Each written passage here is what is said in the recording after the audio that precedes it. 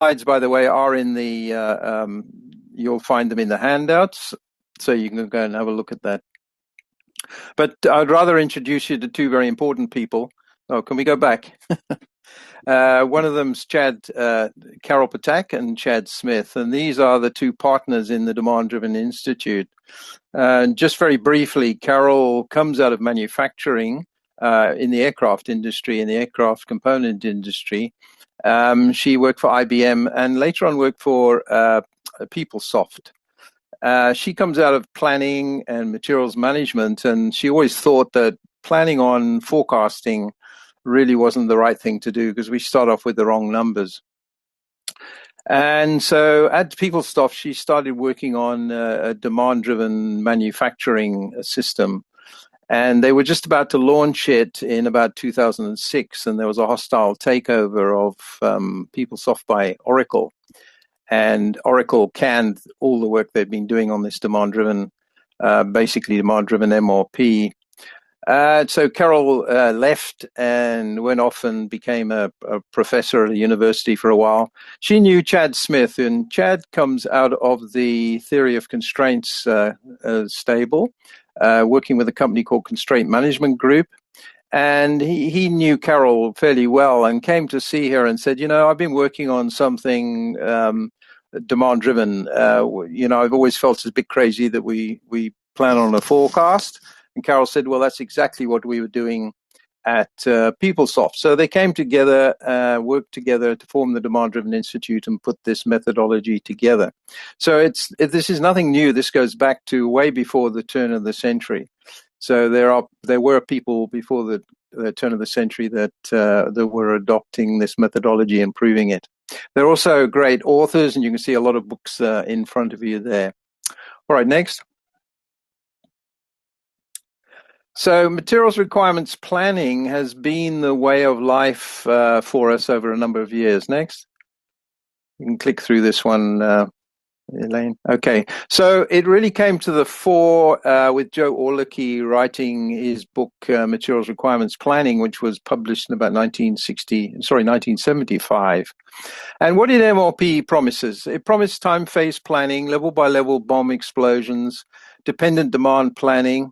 It also gave us some benefits in those days, component synchronization, reduction in inventory, and improved priorities.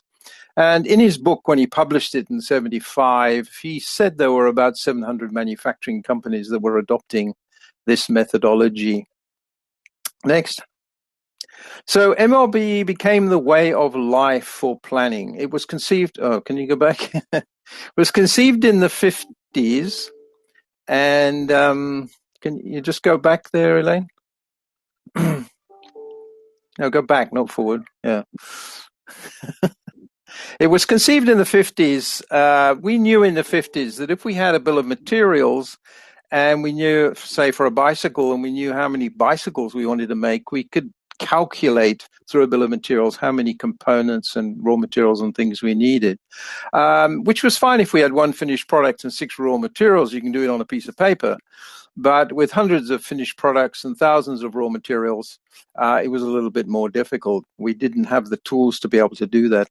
And it was only around about the middle of the 60s that we started to getting computer systems that were powerful enough to do the thousands of calculations that we needed. And there was a guy called Richard Ling at IBM, who wrote the very first algorithms for materials requirements planning. And those algorithms haven't changed since Dick wrote them way back in 1965. And it was only about in the 70s when it was commercialized. And probably by the 1990s, most manufacturing companies or companies had some form of MRP system implemented. I put my first one in about 1988, I think it was.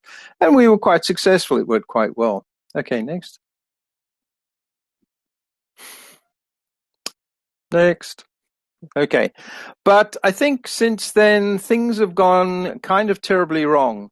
Most planners and buyers mistrust their planning systems. If I ask people, do you believe what your computer system's telling you, they generally say, no, not really. And so we've developed lots of spreadsheets that become rampant and often unmonitored. And these spreadsheets have limited capability, scalability, and transferability. And even the Aberdeen group, who sort of categorize companies as best in class and average and laggards, even best in class companies are saying that over 60% of them are using spreadsheets to help them with their planning. Again, line. So they're also very error prone, these spreadsheets. In fact, there was some work done by the Wall Street Journal in 2013 that said that about 1% of formulas have errors. And nobody checks these things. We don't have a VP of spreadsheets in our company that are checking these things. So it's becoming a bit of a problem. Next. Okay, so today, supply chains look very different from what they did in the 1960s. When these tools were developed in the 1960s, today is very, very different. And I think I can attest to this because I think I started working in about 1965, which is the date we've got there. And if you look at some of the characteristics of supply chains in that point, it was very, very low complexity. What's happened here? We've gone all the way back to a very small screen here. Okay. I can't really see the screen anymore. We've got multiple screens here. How does that happen now? Anyway, the world was very complex. And sorry, the world is now very complex. And then it was quite simple. Elaine, what's happened here? I can't. No, I can only see me now. Hold on. Oh, there we go. Okay. So supply chain complexity has become very high. Lives have become very short. Complexity has become very high, and customization has come very high as well. Longer lead times for parts, forecast accuracy has gone down. There's been a huge pressure for leaner inventories in our systems. So today's supply chains are looking very different than those that looked way back in 65, when the tools we use today were actually developed. So we need something for the new normal. Okay, next.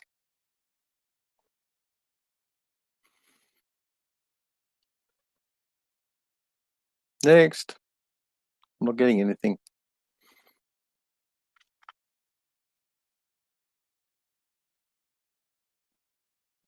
Then can we have the next slide?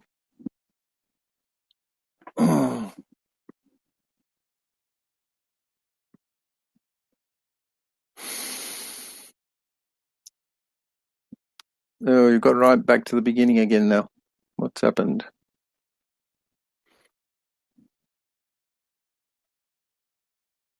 Okay. Yeah, if you could just open that up to the presentation. So we've got a new normal now out there. Supply chains have become elongated and fragmented. The disparity means that holding stock somewhere strategically is an absolute must. Next. This means that planning horizons have become more remote from the actual demand realization. And also there are more products with shorter lifespans to manage. And many use common components. And this means managing stock positions effectively is a must if we want to manage our resources properly.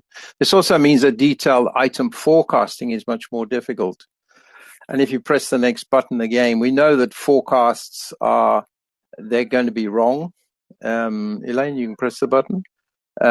We know they're going to be wrong. The further out they are, they're going to be wrong. And the more detailed they are, they're going to be wrong.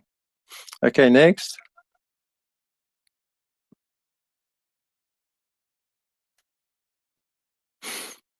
Okay, next.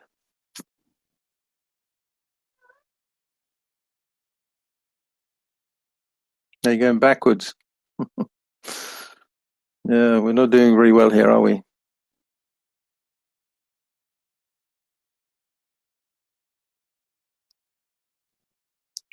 Go forwards. Okay. So we know that there are two universal points of inventory. If we're looking at a particular stock keeping unit, we've got A on the left-hand side where we have too little or out of stock, in fact. And then we've got B on the right-hand side where we really have too much for our current needs. And if you look at the dotted line that goes between those two, this is really the return on that investment that we're going to have in that inventory.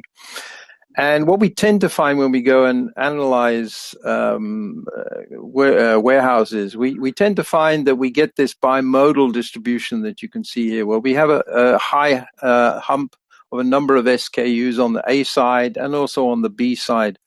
So we have too little of the right stuff and not enough of the wrong. We've got too much of the wrong stuff and not enough of the right stuff. And the optimal range sitting in the middle there, we have very few SKUs sitting in that particular range. Just hit the button again, Elaine. And this is an unhappy situation. And if you hit the button again, Elaine, what happens every time we run MRP, we get this oscillation from being, oh, we're okay, to being, well, we're not okay. And then we're back, we're okay again, and we're not okay. And so we get this flip-flopping from one side to the other, and most companies tend to report this. Next.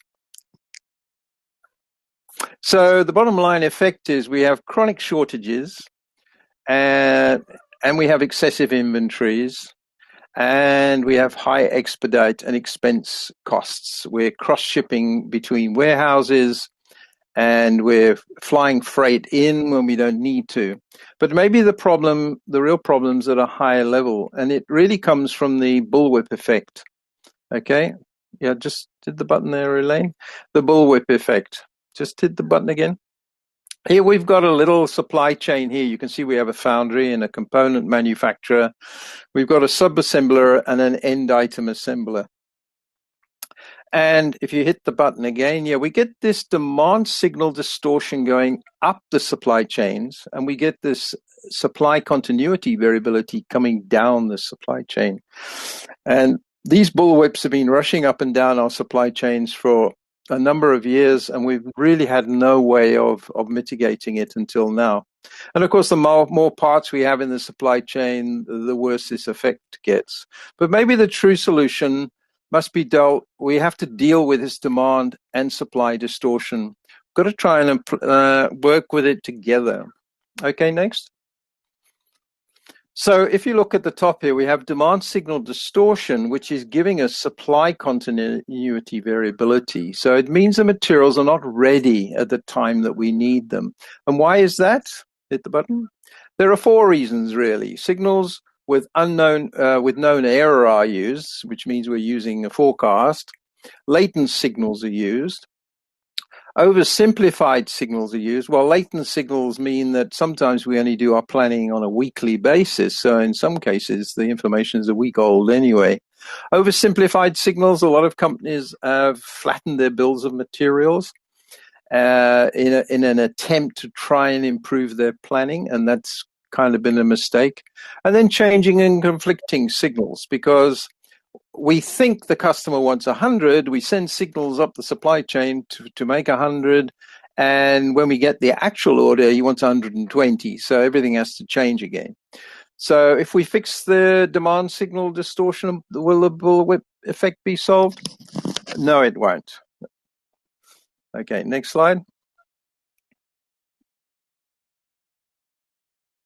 Next. Okay.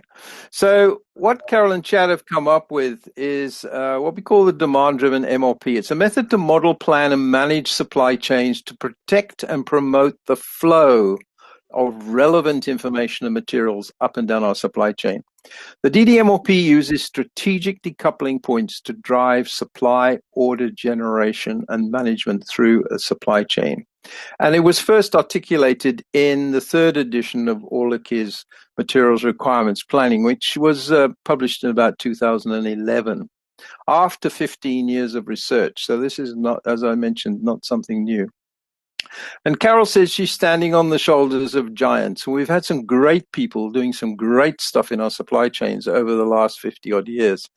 We've had Orlaki with MRP and DRP. We've had Ono and probably more recently Womack and Jones with Lean and Just in Time. Ellie Goldratt with Theory of Constraints. And Edward Deming with Six Sigma. All great tools, supply chain tools. And we're not throwing the baby out with the bathwater. You still need to use these tools in your supply chain. And if you don't know anything about them, I suggest you go out and find out something about them. Because we're taking the best out of these tools with some innovation coming up with demand-driven materials requirements planning, in which we're going to position inventory correctly. We're going to protect that position so it never runs out of inventory, and we're going to pull in real time out of those positions. Okay, next. So there are 5 components of DDMRP, and the first one is positioning inventory correctly. It's a strategic decision as to where we're going to keep inventory. Secondly, we're going to protect that position. Okay, press the button. We're going to protect that position by with buffer profiles and buffer levels, and then we're going to do dynamic adjustment. Elaine, press the button. And once we have the first 3 positions in place, okay, we have our operating model in place. Elaine? Oh, there we go. Okay. Right, and then, okay, hold it there. All right, so the first 3 are putting in your operating model in your business. We're strategically positioning the inventory, we're correctly sizing the buffers, and then we're dynamically adjusting them because the marketplace that you're working in is continuously changing. And we don't want to have a static operating model. And so we want to be continuously adjusting this particular model. And then we're going to pull demand-driven planning in real time, and we're going to have visible and collaborative execution. Now, interestingly enough, traditional MRP does not have any execution attached to it. It's purely planning. With DDMRP, we have both planning and we have execution. Okay, next. So if we go back to our diagram we had before, strategically positioning the inventory, okay, why do we use latent signals? Because, press the button, we're using those weekly buckets. Why is it oversimplified signals being used? Because bombs have been flattened. Next. Got to keep going here, Elaine. Okay, why do we have all these things we call nervousness? Okay, because things have to change. When we get the actual order, it's different to what we forecasted, and we get this nervousness, and adjustments must occur as the actual demand becomes known. Next. So why does that happen? Because MRP is loaded with forecasts. And why do we load it with forecasts? Because the cumulative manufacturing and procurement times are much longer than the customer tolerance times. And MRP treats everything as being dependent. And why are materials not ready when they're needed? Because MRP plans are never properly synchronized. Supply variability transference causes delays and accumulates across the dependent networks. And so DDMRP plans timing and quantity requirements are built using all these dependencies. So the whole thing goes back to this bullwhip effect and not being able to manage our stock positions. Okay, so we want to be able to strategically position inventory in the supply chain. Okay, next, yeah. So if we go back to our original little supply chain there, and if you press the button, let's put a little buffer in between the component and subassembler. What happens is, as that demand signal distortion goes up the supply chain, it stops dead at the buffer. Yes, it starts up again until it hits the next buffer. And the same thing happens coming down. If we have a glitch in the foundry and they can't deliver the castings, as soon as that, because there's always inventory sitting in that buffer. And then, yes, it starts up again. So this stops the transference and amplification of variability in both directions where it matters most. So planning horizons are also shortened, as you'll notice there. Instead of having to plan that whole supply chain in one go, we're now planning it in two separate parts. Okay, so we're shortening that planning horizon and lead times. So yes, go on, carry on. Yes. So where do we place these strategic positions? And there are 6 placement considerations that we use in DDMRP.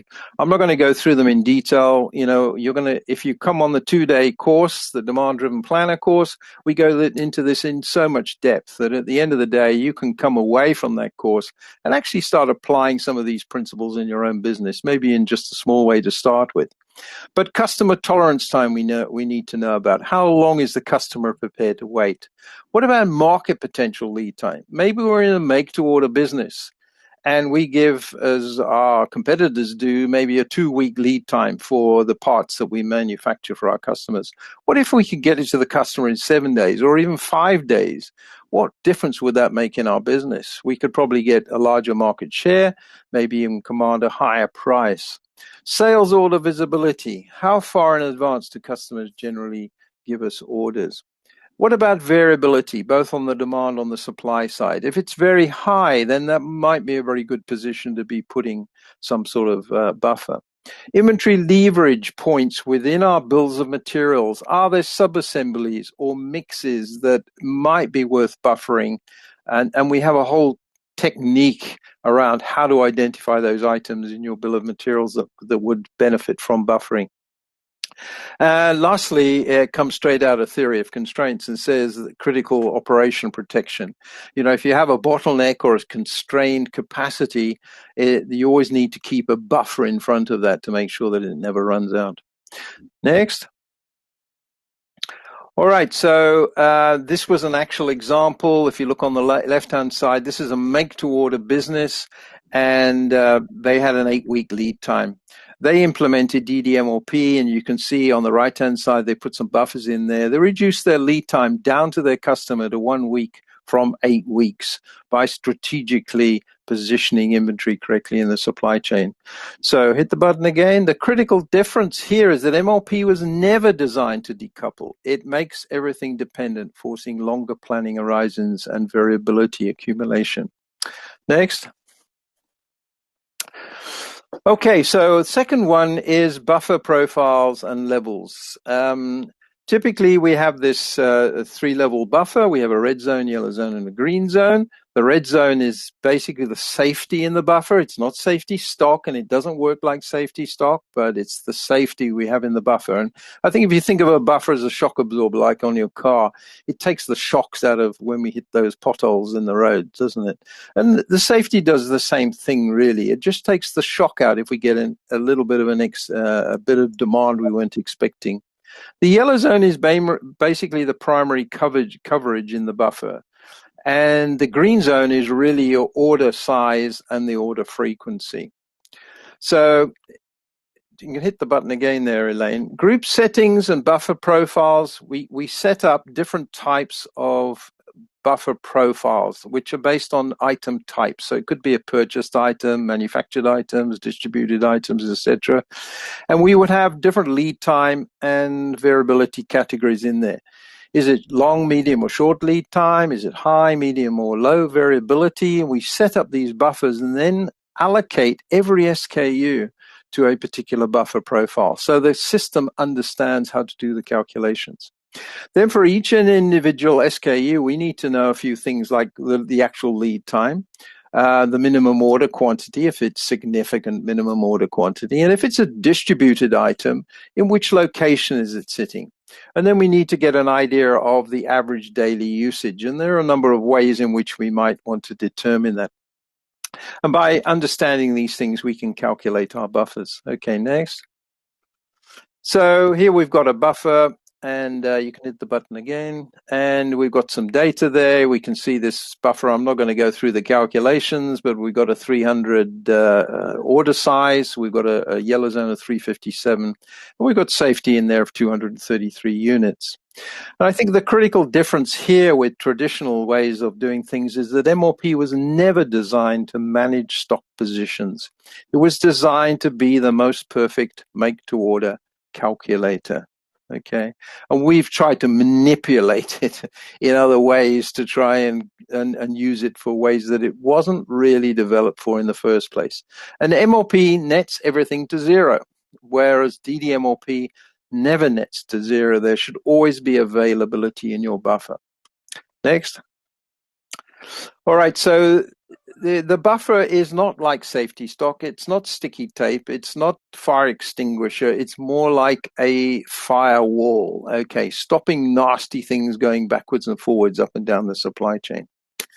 Okay, next. So what's the third component of DDMRP? And it's all about dynamic adjustment. You know, in most ERP systems, we set it and we forget it. But our market's changing all the time. And if you look at that top diagram there, the black line is basically the average daily usage over a period of time. And it's gone from about 10 up to around about 50.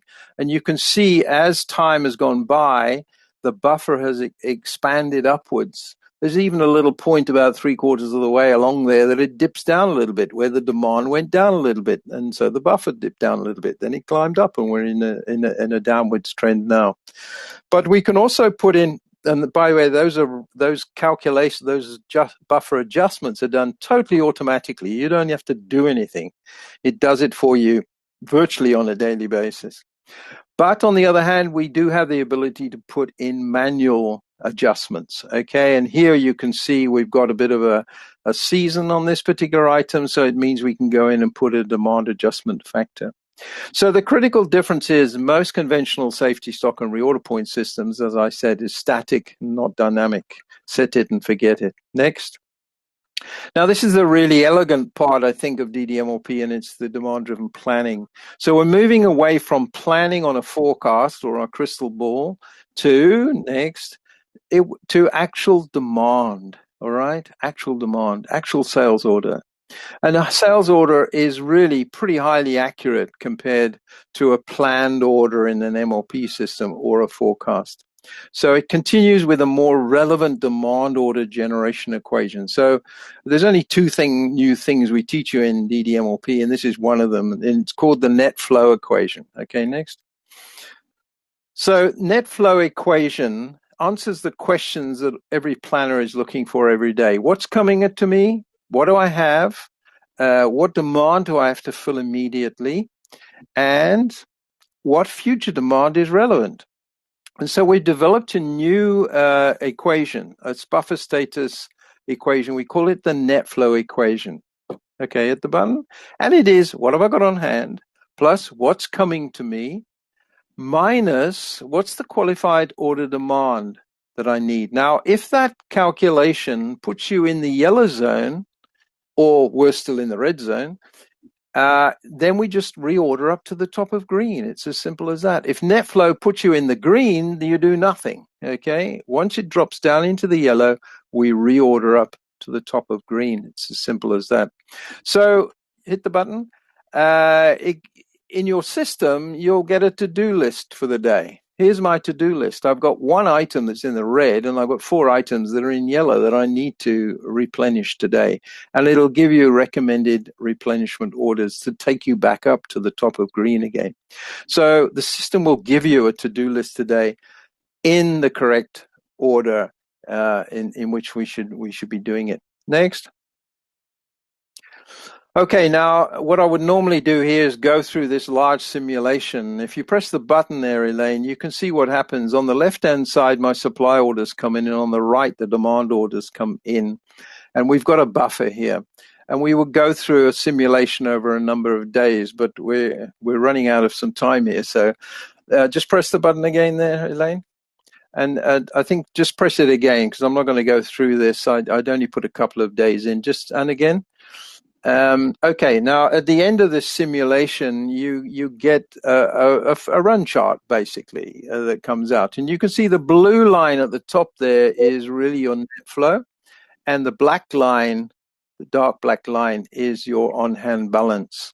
All right, and if you press the button again, Elaine, you can see that the on-hand balances are now beginning to form a normal kind of distribution around this ideal range, rather than being too low on the one side and too high on the other side. And yeah, if we go through this demonstration, you'll see exactly how easily DDMRP works. But unfortunately, we don't have any time now. So next. Okay, now we also still use MRP in DDMRP, and that's why it's called DDMRP, but we use a decoupled explosion. So just press the button again there, Elaine. You'll see that these yellow items on here are those that are buffered. And what happens is that MRP starts up, and it'll go down to the next buffer and stop and wait until that buffer needs replenishing, and then it will start up again, which is a lot different to traditional MRP. If you press the button, which goes all the way down from top to bottom. On the left-hand side there, you see a normal MRP explosion goes from top to bottom. DDMRP, decoupled explosion, goes down until it hits a buffer, waits for that buffer to need to be replenished. In other words, net flows in the yellow, and it starts up again. Okay, next. Then we've got execution, and unfortunately I'm running out of time here. So it's giving us priority, but we tend to work on priority by due date. Sorry, not priority by due date, which is the traditional way MRP does things, but we work on priority by buffer status. So we're doing everything based on buffer status. We're looking at what needs to be done and putting it in buffer status order, which is much better than working on due date. Next. Okay, so what we're trying to do is move away from this bimodal distribution into a more normal distribution. Next. So DDMRP is proven to allow companies to plan and execute in this optimal range of strategically chosen points. Next. Okay, but this is only a very small part of what we're talking about. And if you look at them, just press the button again, Elaine. Okay, and again, and again, and again, and again, and again. Okay. If you look on, go back. Okay. If you look on the left-hand side, we've got our demand-driven operating model. And if you look, there are three buffers in there. We've got a stock buffer, then we've got a time buffer, and we've got a capacity buffer. We've just been talking about stock buffers. So if you're in a complex manufacturing environment, you might want to look at a more complex demand-driven operating model. And you'll see from the left-hand side, this being driven by actual demand. In the middle, we have a tactical demand-driven S&OP process, okay? And we also have a strategic process on the right-hand side, which is driven by market-driven innovation. And we now have a bidirectional process within our business, which we've never had before, from strategy, tactics, down to operations, and then feeding back from operations to tactics and feeding back into strategy as well. And if you come to Carol's presentation tomorrow at the same time, she'll be talking more about this bigger picture that you can look at. Okay, next. So some of the proven benefits have been that we find the main thing is customer service improvement, up to 97 to 100% customer service levels we've never really seen before. And at the same time, we're getting lead time compressions. We're getting lead times coming down. We saw that one example where one manufacturing company went from 8 weeks down to 1 week just by looking at ways of buffering internally in their business. It's about right-sizing inventory. Although we tend to find people have too much stuff, and generally we can reduce inventories, it's about getting the right size of inventory in your business and adjusting it according to the market demand. And also reducing costs, the lowest supply chain costs. And not only that, it's very easy and intuitive for the planners and buyers to operate this system. Okay, next. So I would encourage you to go to the Demand Driven Institute website. It's DemandDrivenInstitute, all one word, .com. And where I've circled at the top there, go and sign in, because you will then get greater access to some of the other tabs on the Demand Driven Institute, particularly the on-demand one, where you will get access into the last few Demand Driven World conferences, and you can listen to the case studies. Lots of case studies, lots of videos, etc. on here. Okay, next one. If you want more information, you can come and talk to us at Demand Driven Africa. We've got a stand here at the conference, and just press the button again, Elaine. Okay, and my contact details are on there, but just press it again, because what I want you to do. You haven't got my presentation. Okay, go back there one slide. All right, I put into my slide deck Carol's presentation tomorrow. Don't miss that. It's at 1:30, and after that, we've got a discussion in the Demand Driven Africa VIP lounge. You can come and ask Carol any questions you have or queries you have on the methodology. All right, and if you come to our stand, you can also got a chance to win her book or their book, Demand Driven Adaptive Enterprise, just by signing up for our newsletter, and we'll pick somebody out to win that particular book. So I don't think we've got time for any questions, have we, Colin? No, unfortunately not, Ken. Yeah. But and there was at least one question I saw with a couple of hands up in the audience. But what I suggest to those people is that they either send you a direct message on the system from the floor, or come and visit the Demand Driven Africa booth, where Ken and other members of the team will be available to help you. So finally, Ken, thank you very much. I apologize to the audience for those technical difficulties. Ken is normally a very slick presenter, and well done on managing a bad situation, Ken. Thanks very much, and a virtual applause. Okay, thanks, Colin. Yeah, I do apologize, but I don't listen. You see, I should have listened to Jenny when she told me to use Chrome, and I am not using Chrome. So, and thank you to Elaine for advancing my slides. I do appreciate it. Thanks very much. Okay, thanks everybody, and come and talk to me if you need some more information, or come to our stand. Thanks. Okay, cheerio then.